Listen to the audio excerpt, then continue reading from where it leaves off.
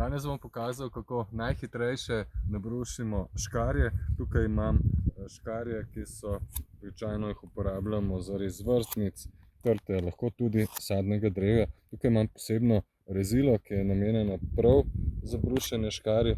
Večkrat ga potegnemo po rezilu, previdno, in potem pravzaprav je zadeva končana. Nabrusimo lahko manjše, večje škarje, tako da rezilo enostavno vlečemo, brusilnik vlečemo po rezilu, večkrat ponavljamo. Naj pa povem, da so tukaj še zadeve za brušenje sekire, nožev, tako da je zadeva večfunkcionalna.